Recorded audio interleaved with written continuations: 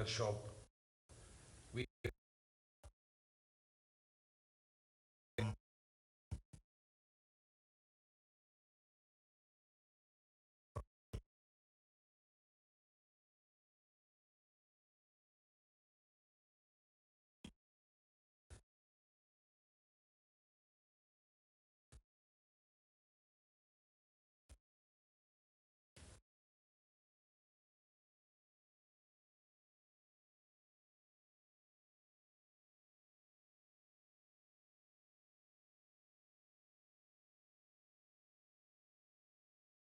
along threats to individuals, public and private institutions, governments and nations,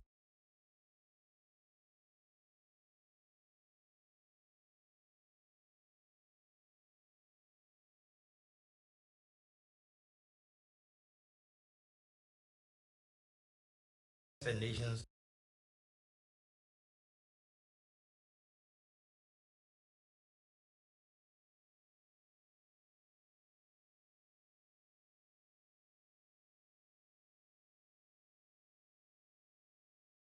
and nations,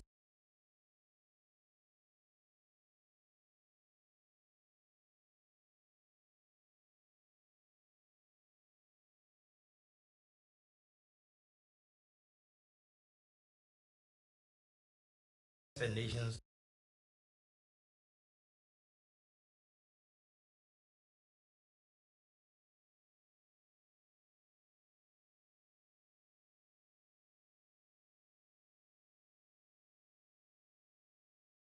and nations,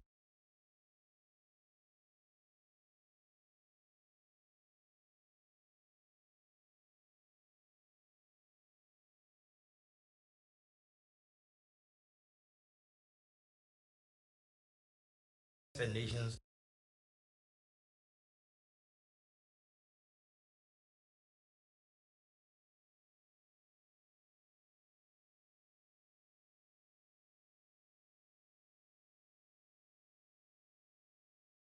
and nations,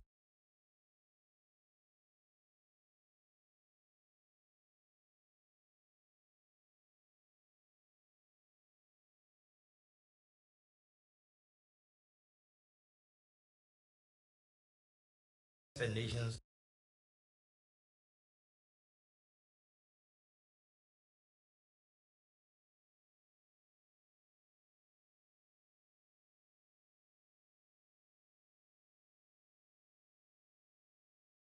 and nations,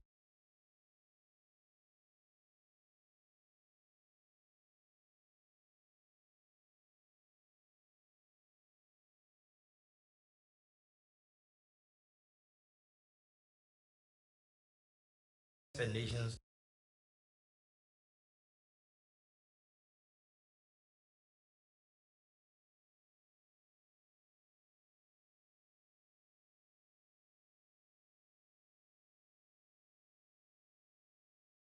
and nations,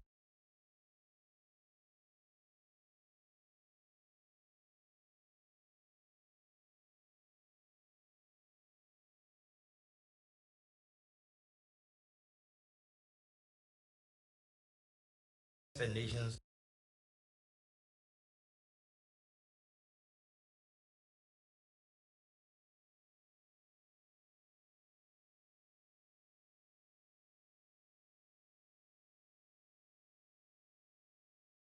and nations,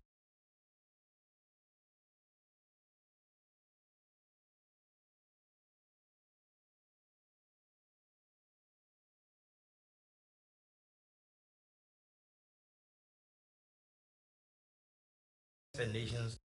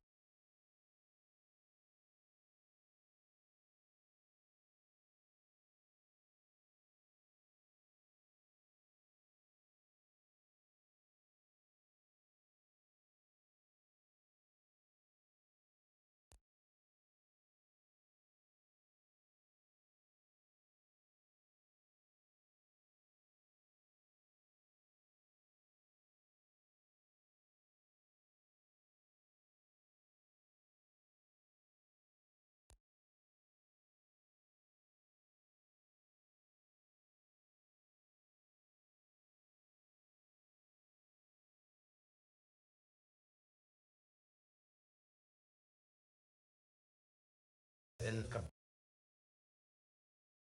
vulnerable groups charge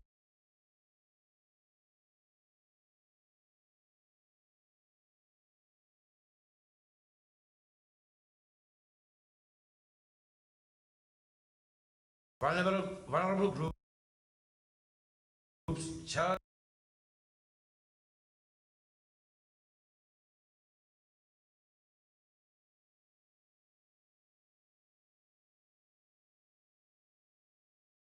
vulnerable groups charge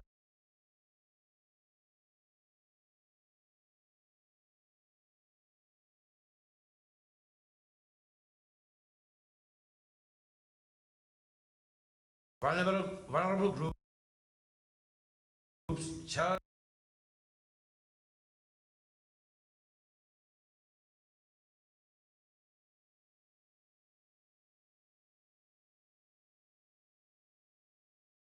vulnerable groups charge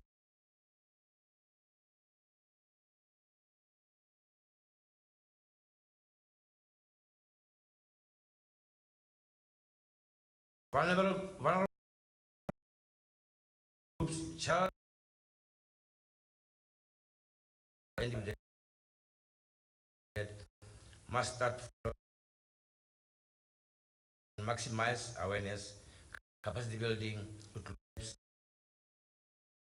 and the latter be aspects. Statistics have been given to us. Management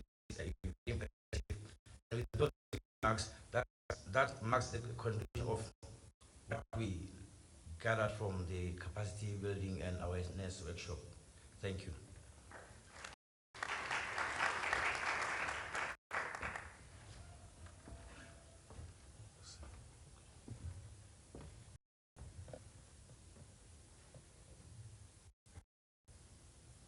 So can I have the last group?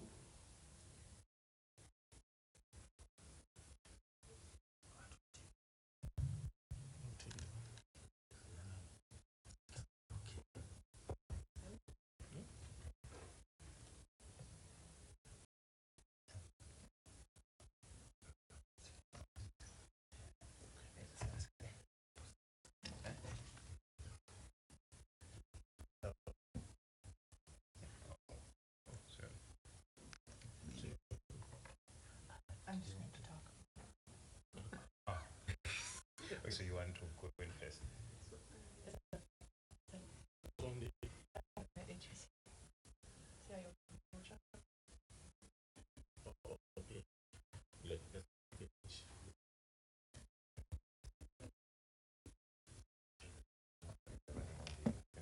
Oh. Yeah, so you never put one, so I signed it to such. Okay.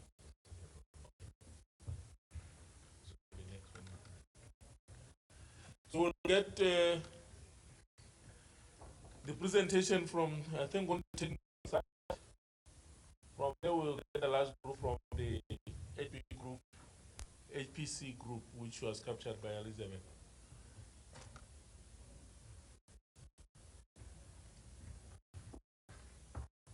I'll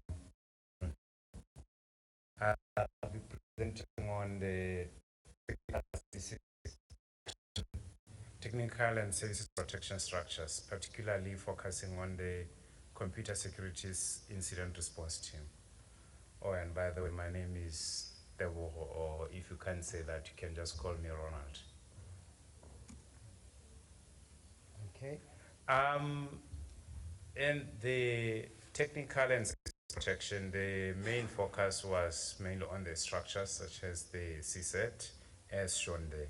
First, the recommendation that was given was that the need to define the focus for the national search, and one was that it should be on governmental organizations, general public, and also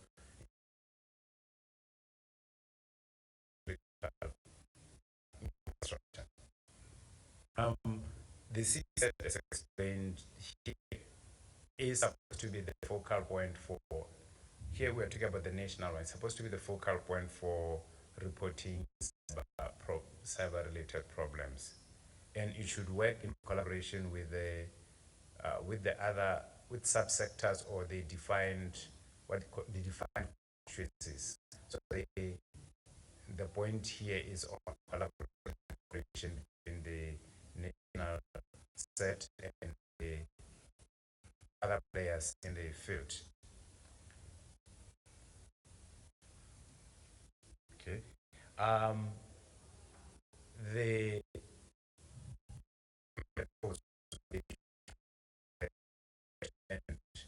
different into different and see where they would like to focus on. What's that given that is that you could have a national set, an operation, an organizational set, or a product set, maybe along the lines of the sectors such as the financial. You could have the corporate ones and other academic or even government on its own having a set.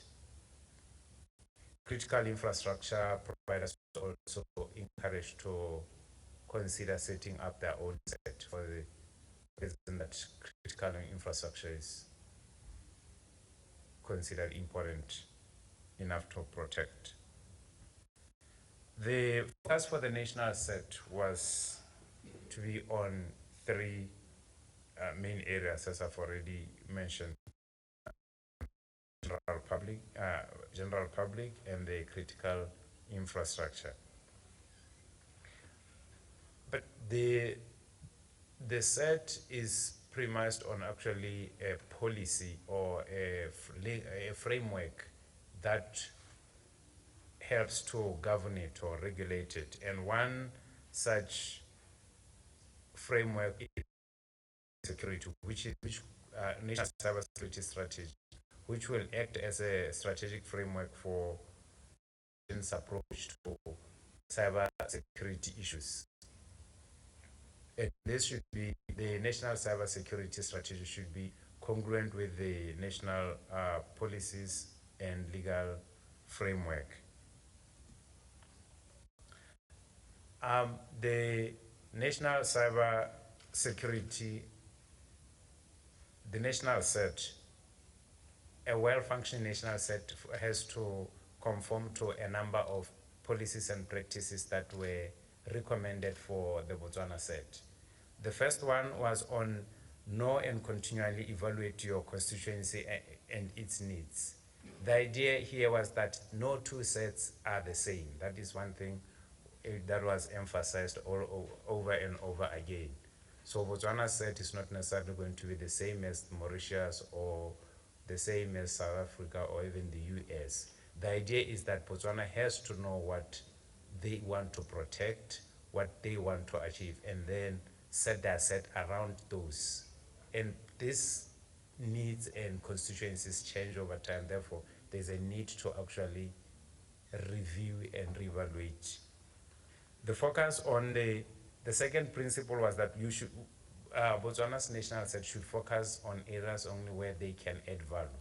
That is to say that they should leave other issues to other people to do them. They should come in where they have, in the words of economists or whatever, they have competitive advantage or abilities. The three, for this reason, the national set was, three areas were recommended as core to the national set. These were incident handling for the country, the outreach and communications, because it was apparent that for most countries, most people, the general public do not actually know much about cybersecurity. The greatest weakness for any country, it seems, is its population.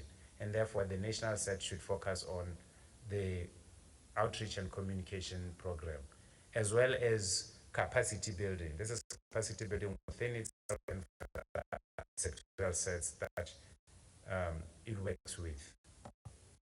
The unique services that the national set would for all incidents related to base, where public key, to a public key infrastructure authority. It could be found within the national key infrastructure authorities, and network operations monitoring.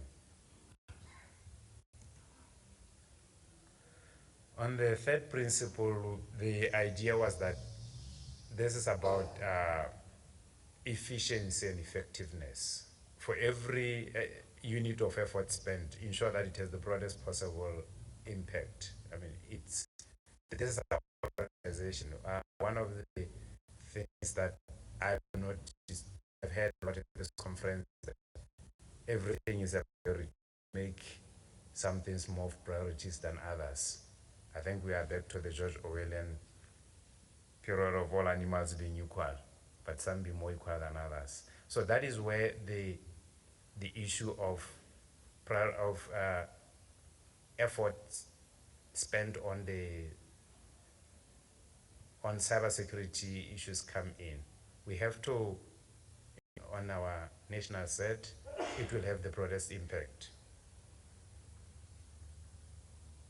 The country needs cooperation there's a need for cooperation between the country's national CERTs and its neighbors and in the other region, as well as establishing trust and technical abilities and credibility within the country itself and regionally. There's a need, if people are going to report incidents to the CERT, they need to be able to trust the CERT. And if other countries are going to share that information with the CERT, they need to also have that trust in our national CERT. There is a need for documentation of processes and policies and procedures that need to be followed, and they have to be consistent and accurate, as well as trustworthy. The seventh principle was on the effectiveness of the CERT to protect and prevent sensitive information. This also links in with the earlier point about trust. There is a need to make, while information and indicators need to be shared with relevant constituencies, there is a need for anonymity of the victims of such attacks, so that they can have faith and trust to send more reports to the national CERT as and when it happens. Competent people are considered crucial in having an effective national CERT. And it was noted that while most countries will mourn the lack of tools or the sophisticated systems, this play second field to actually having the tools in the world can help you if you do not have the right people to use them.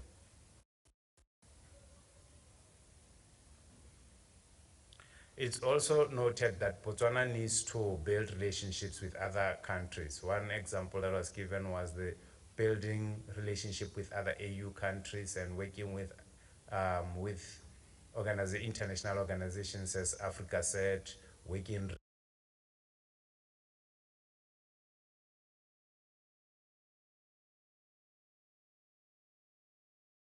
regional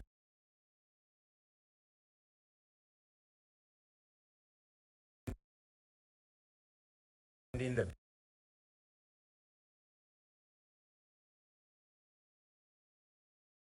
best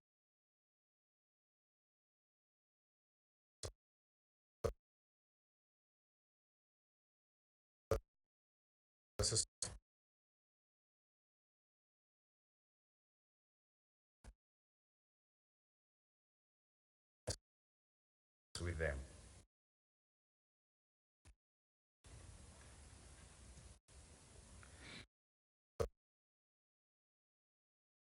Now,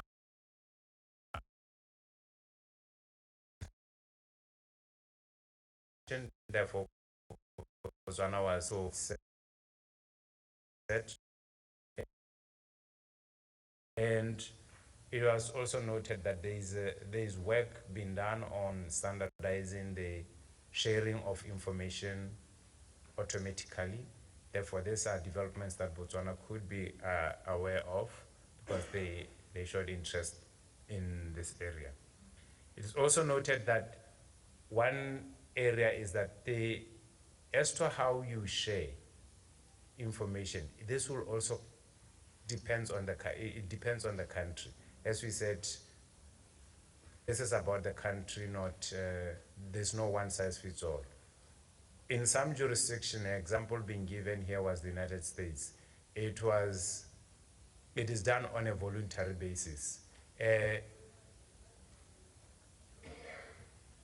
recommendation was made that if Botswana were to go the voluntary basis where it is not compulsory to share information, one way of promoting or encouraging the players to share information would be to start off with one-sided sharing of information. The government could, for example, send indicators to the industry without expecting any reciprocity from the private sector itself. With time, the private sector will then get encouraged and start sharing the information back with the government. This will create that credibility and confidence that we noted earlier in one of the principles. And it was noted that Botswana should take advantage of being a small country. That means we have fewer players compared to other big countries. Fewer players means you can get everybody in the room and work the problems out, probably in a far shorter time than the United States or Japan or China would do in a similar situation. And with that, I come to the end of the presentation on the technical and services protection forum. Thank you.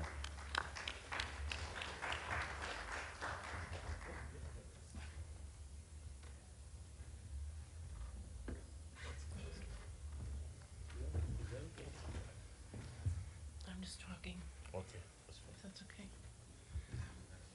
Hello, I'm Elizabeth Leake. I don't have slides because I was just recently bestowed the honor of presenting, so I'm going from the notes that I took yesterday. The HPC and Data Cyber Infrastructure Open Data Workshop was well attended. We had about 25 in the session room upstairs, and we heard presentations from Shamo Machegwa from the University of Botswana, Dr. Happy Sitola from Center for High Performance Computing in South Africa, Von Welch from the Center for Applied Cybersecurity Research at Indiana University, US, Zuki Makalima from Sanren, and Paul Lawton from CODATA. In general, I'll go over briefly what they presented and then the recommendations that came from the group. Sanren is a very important partner in the region because of the work they're doing to support the square kilometer array in the future. Obviously, a lot of the network activity will support vast amounts of data that will be created by that impressive project. And let's see, I guess we started with Shamo. Shamo talked about the University of Botswana, the importance of developing a national education, a research and education network for Botswana, and its BOFINET's ability to peer with other networks. So from region to region, state to state, how the national and the NRENs peer with other NRENs is very important from a shared data and infrastructure standpoint. Shamo talked about the communities they serve, and I think this will be very important as each region develops its resources. He specifically called out computational chemistry, renewable energy, physics, agriculture, and food safety as disciplines that are very prevalent at the University of Botswana. And those domains and communities of research will definitely influence the way the infrastructure is built out in the future. that's how it's worked in many regions around the world.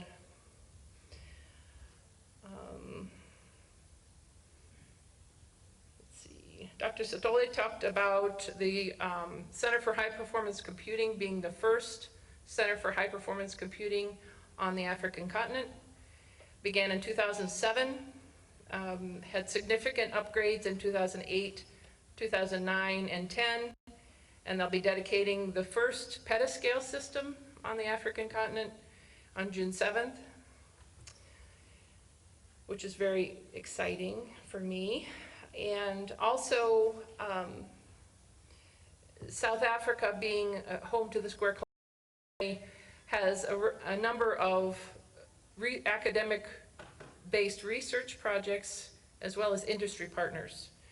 And that's very important because it shapes the way they provide a provision on behalf of these various communities.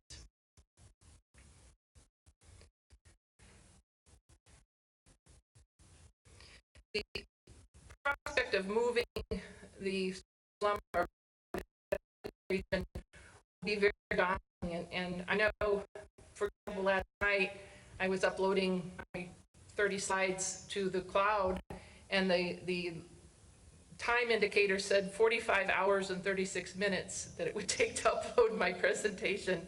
And I thought, whoa, we're experiencing a slow period right now. This morning went right up. So that's the type of thing that will need to be figured out from region to region as SKA comes online in 2017 and 18. So the slipstream advantages from improving the infrastructure for SKA will benefit everyone. And that's another exciting thing that's coming from South Africa. Zuki spoke about SANRAN again, and it's probably one of the most sophisticated regional networks because it's been in place since 2006 by the South African Department of Science and Technology, and they've learned quite a bit since 2006. They peer with Tenet and Jant, which is based in Europe. And he mentioned at some point you have to decide, is your investment going to go toward broadband or water? And I thought that was very important and very thought-provoking, because if you ask the average taxpayer what's more important to them, obviously they're going to say water. So broadband's going to be a tough sell. And that's why I'll need communicators so that you can make people understand the importance of broadband in comparison to some of the other challenges that exist in the region. Integrated identity program and an interfederated identity program for trust sharing across national boundaries will be very important. The schema and the architecture and the policies from point to point along the way. Square kilometer array data will not only be shared regionally, it'll be shared around the world. I know everyone's excited about it, the entire astrophysics and astronomy communities. Von Welch spoke about the US shared cyber infrastructure for open scientific research and his 20 years with the federated programs and experience with cybersecurity in interfederated and federated networks. Their experience with firewalls to mitigate internet risks, the development of science DMZs to provide a trusted platform for domain people within a common community of research to share data effectively in a trusted way. He talked about virtual organizations, science gateways, and the products and services that are offered by the National Science Foundation's cyber infrastructure, and how they've learned a lot through working through the bugs, basically. And again, he's been with it 20 years, so I know a lot of experience comes with this white hair that I have too. Paul Lawton, South African CODATA Committee. He said there are 2 African members in CODATA. He talked about how it was formed. It was originally in 1967, and there is membership from 25 different countries around the world. He talked about some upcoming opportunities to train in the US in Denver, for example, this fall. And a little bit about the Research Data Alliance and its 3,900 members that are separated by community. He talked about CoData partnering with the software carpentry and data carpentry workshop entities. So again, they offer a lot of human capital development training. And the recommendations that came from this group focused on the development of a shared data infrastructure for the region. What's needed basically are repositories and e-infrastructure that works from point to point, encouraging governments to make data open. And I'm sure there are many more, but I've worked with urban data projects and also a food security project where census data was imperative. You need to know how many people live in a region and how old they are, because that matters in the long run when you determine food security outcomes from an agricultural productivity standpoint.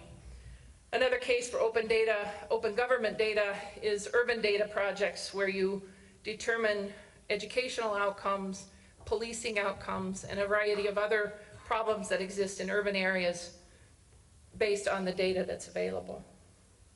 Models for data sharing, examples, case models, and again, draw from the experience of others.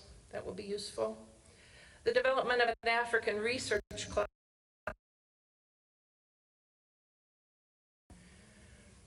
And critical information infrastructure protection framework involving certification from point to point so that everyone's on the same page. And basically,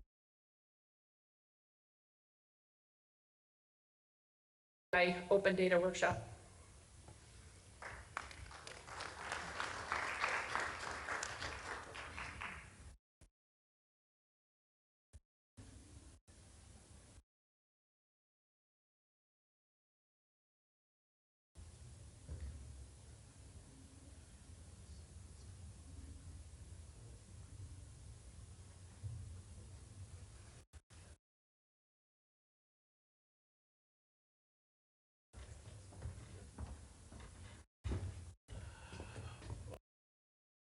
I think we'll have the last presentation from the MICA group, just to summarize. Okay.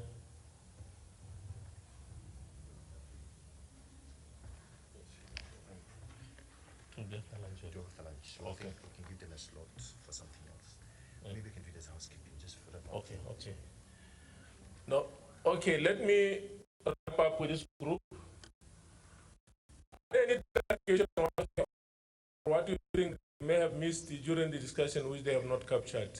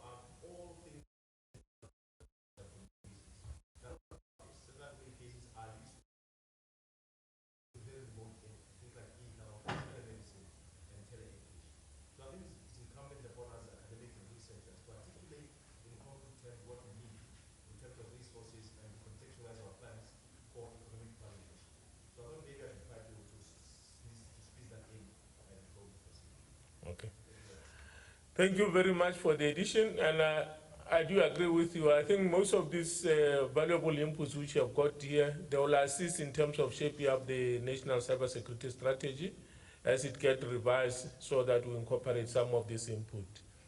If there are no additional or clarification, maybe we can clap some hands for the group which has worked behind the scene in capturing the scenes for us. And we'll break for lunch. Let me leave it for.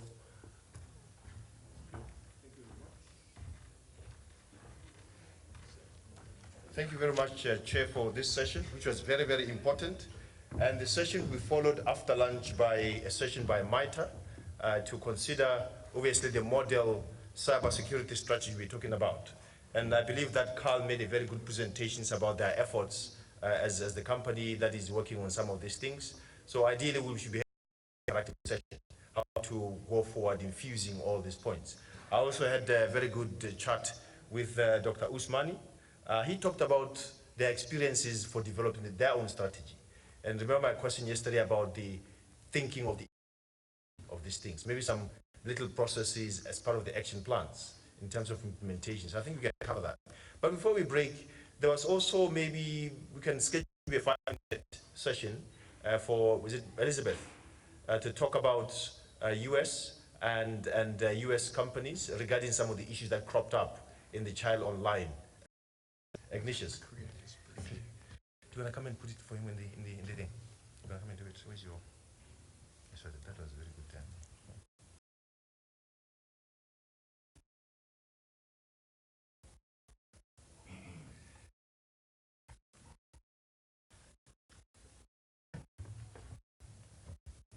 While he's doing the slides, I met the delegation from the Innovation Prize Africa. Botswana is going to be hosting the Innovation Prize Africa in June this year. There was a big press conference, I think 2-3 months ago, where it was announced that we've won the bid to actually host it. So there's a big activity coming in June, and they are looking for partnerships, obviously, going forward. So if delegates could maybe visit or Google Innovation Prize Africa, there's a very big portal there with all the information. There's also an event page. You go to events.innovationprizeforafrica.org. It shows the previous Innovation Prize for Africa sessions, and particularly shows the one that is going to be happening in Botswana this year. And they were particularly very keen on finding partners, not only for sponsorship, but also for engaging. It's a very, very big Pan-African innovation forum. Wow. Right before lunch, right? For those who have not met yet, my name is CERTs. I'm a special agent with the FBI. And I just wanted to take a brief minute to talk about that came in the previous session. By the way, after last night, for my friends at I'm supposed to say all protocols are observed. So I want to say that. This is a question I wanted to pose for the group. How many people in here have ever made a request to a US ISP, whether it be Facebook or Google, for anything related to child pornography?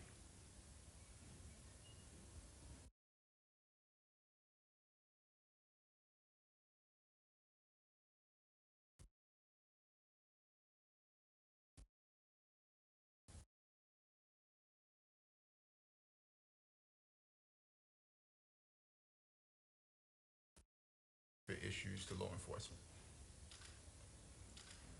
And the way they do that is through this website that I have online.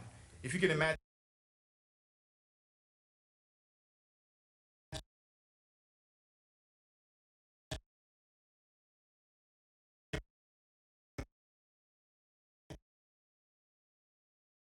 all of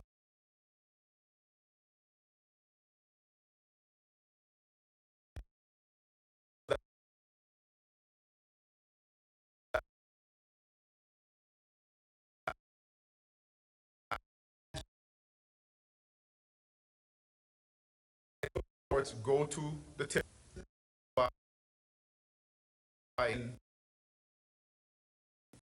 They pretty much triage the reports and they filtered them to the federal and local agencies. I want to stats up there that between 1998 and 2015, there have been 4.3 million reports. As far as child pornography, the FBI has about 13,000 special agents. If we wanted to put all of them to work child pornography issues, we would still be overworked. And the reason I say it is because a country like Botswana, for example, or Botswana, pornography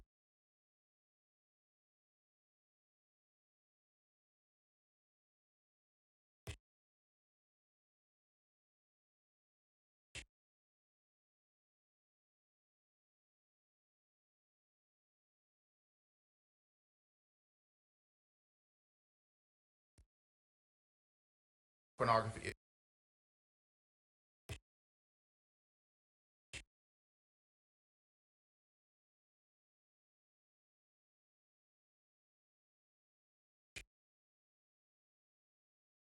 USISP. It's a course about working with USISPs. And you got to understand the issue that was brought up with Facebook. Facebook is a U.S. organization laws. Unless it's an emergency, and by emergency I mean the threat to life or death, the USISPs will most likely not respond to an international request. Now, there are ways of going about that. And one of the ways of going about that is by using the cyber tip line and also by using the 24/7 high-tech crime network. And again, I don't want to take a lot of time, but I can also email you a lot more information about this network. But the way this network works is that there's pretty much a point of contact within that network for every country. And that's the easiest way for a country to make a request to another country for digital evidence. And this is, for example, CERTs, which is run by the DOJ at the, in the US. They have a point of contact 24/7. That's the point of contact for the 24/7 network. So they have a phone number, whether it's during business hours or after hours, that you can call to get information preserved or to ask for assistance. But the only catch is that you have to be part of the network. This is the process. CECIS pretty much receive a call, determine what kind of assistance is being requested, and then based on that, they take action, whether it's preserving records or taking down a child pornography website. And the best way to work, whether it's child pornography or any type of cybercrime, is by having partners. So by me coming here, I'm more inclined to get a request from the Botswana police, and having met them, I'm more inclined to help them. So that's the way the international task force work, and that's the only way you can combat not just child pornography, but cybercrime in general. I'll take a few questions. Comment? Is it hard to join the G7 24/7 network? It is free, which is the best thing ever. I'll take some quick questions, or I can also be available. Go ahead.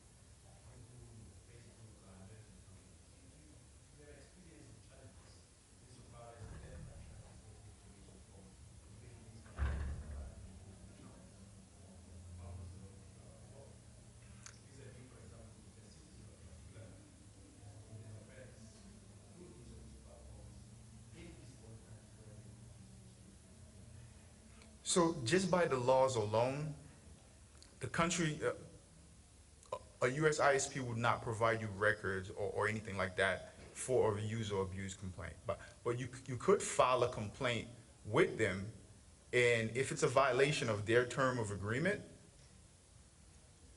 they would take action on that. But as far as you getting records back from them being in Botswana, I doubt that would ever happen. Go ahead. Uh-huh.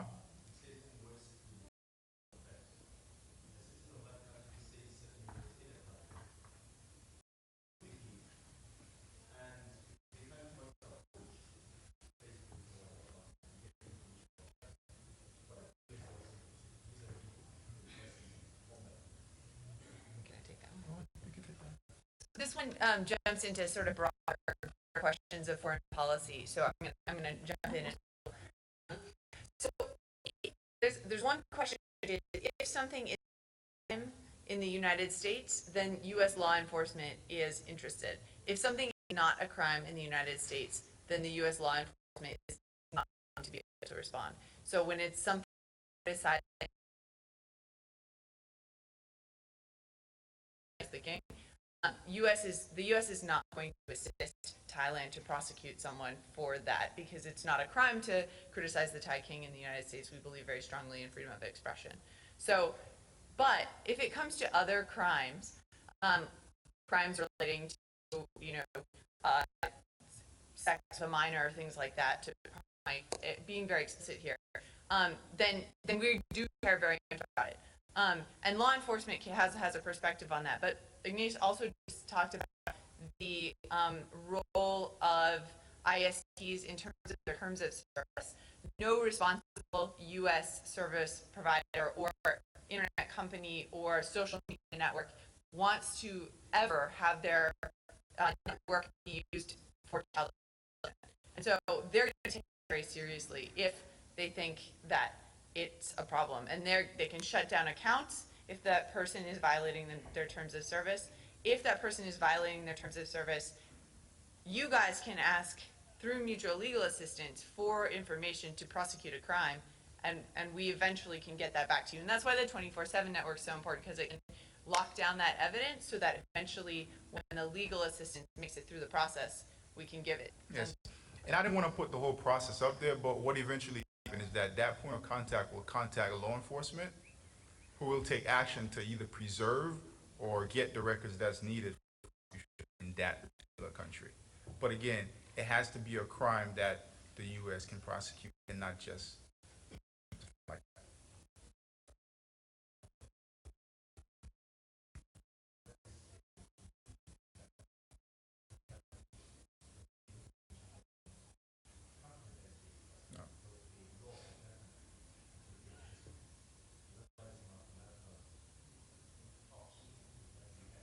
No. Now, even if it's not a violation or against the law, uh, the point of contact could contact the ISP and see if they. But again, for something like that, I seriously doubt that U.S. ISP would take action into that.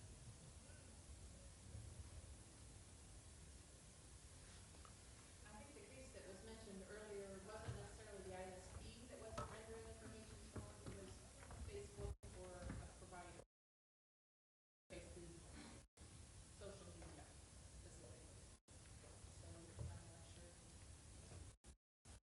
Go ahead. You can- I think what was mentioned earlier was a case where an American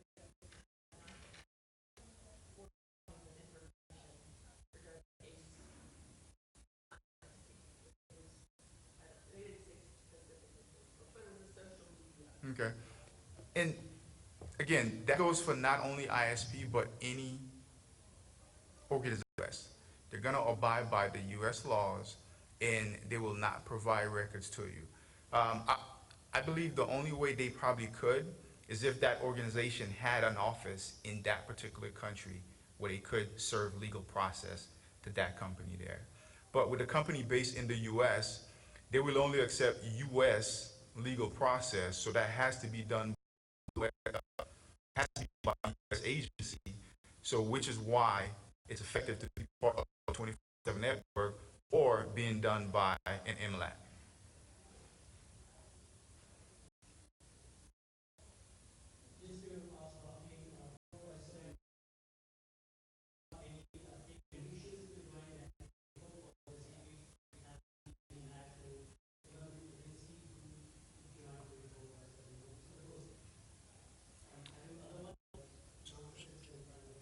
So I can answer that one real quick.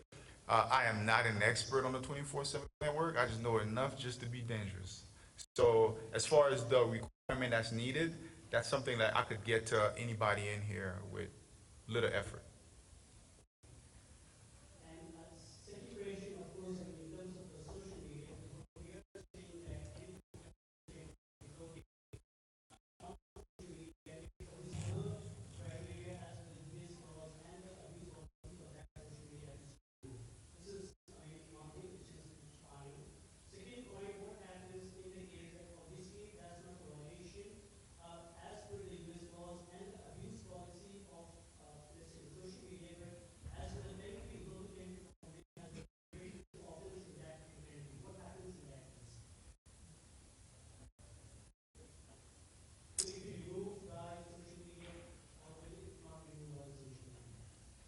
I didn't quite get that. At first I thought it was a statement.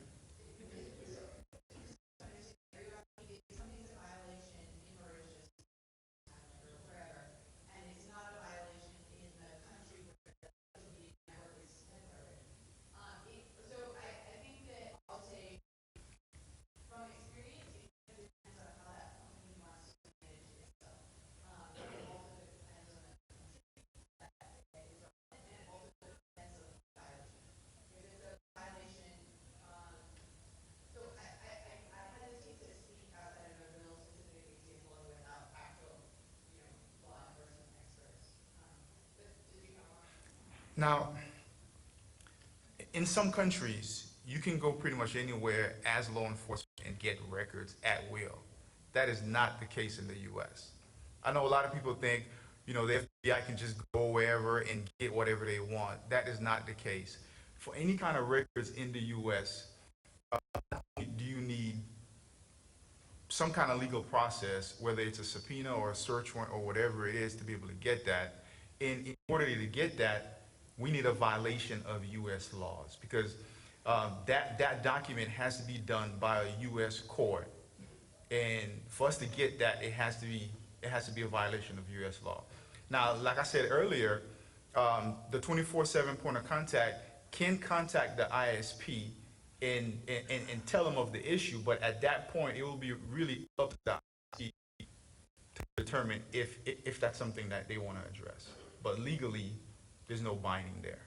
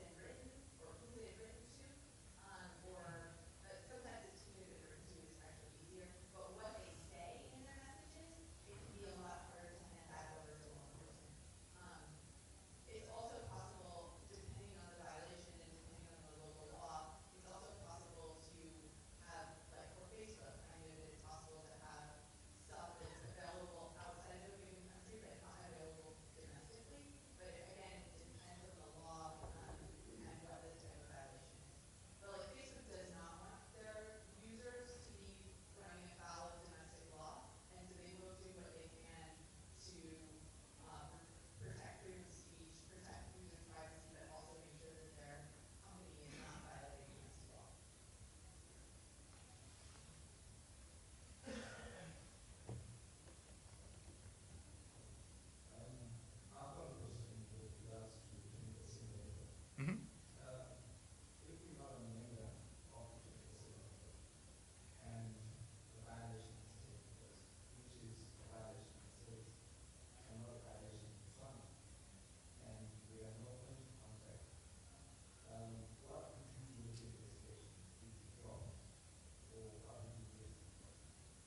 Okay, so my first answer to that is to hurry up and join the 24/7 network.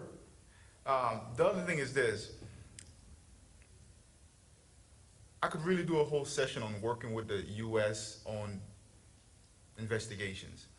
The thing about the U.S. is that as the FBI, I can't investigate a case that a U.S. federal prosecutor is not willing to prosecute, right? So because of that, U.S. prosecutors will only prosecute a case with a U.S. nexus. As a special agent with the FBI, I can only investigate a case with some sort of U.S. nexus, whether it's a U.S. infrastructure, or a U.S. victim, or a U.S. subject, or some.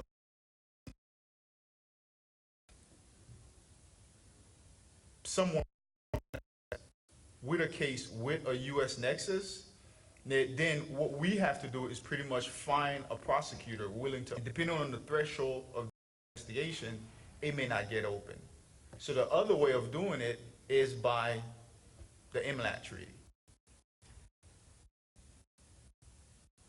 Again, I only know a little bit about the 24/7 network, so I can't really explain to you, like if you're not part of it, how can you go around that? He may.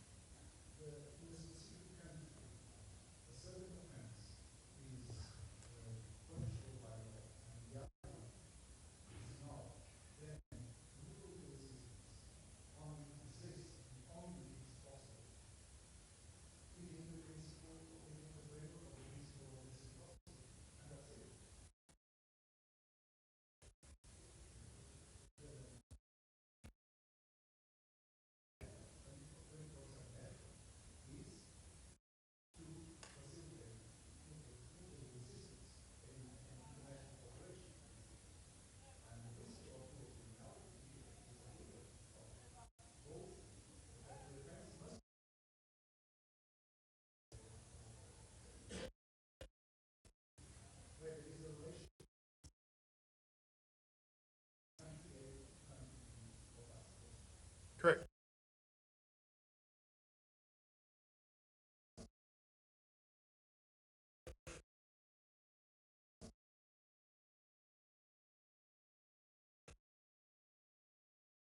If if if you have something, get a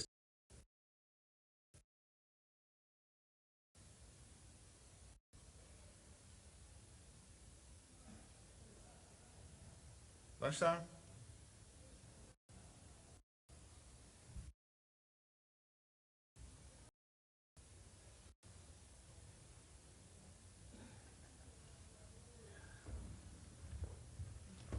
The slides on the desktop. Did you copy the slides on the desktop? I did not. Yes, just save them, put so we can have a copy of this.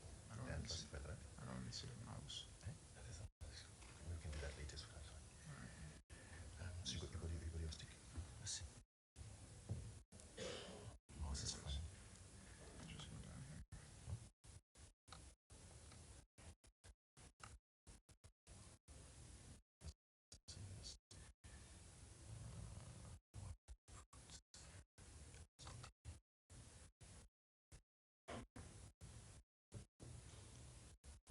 So You want to call it something else?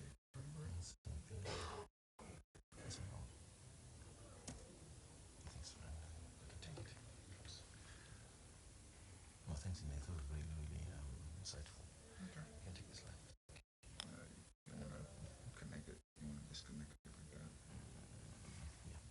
Safe, please connect it. Okay, we've wrapped up and we are running slightly late, but it's fine, given that we were meant to finish. So we'll go for lunch. On my watch, you say 13:12. I suggest maybe we just finish around 2 o'clock, if it's okay with you delegates, so that we come back at 2 o'clock, and then we proceed with the session for MITRE to convene us so that we discuss way towards a model national cybersecurity strategy. Yes. Okay. Okay. So after lunch, we'll convene to then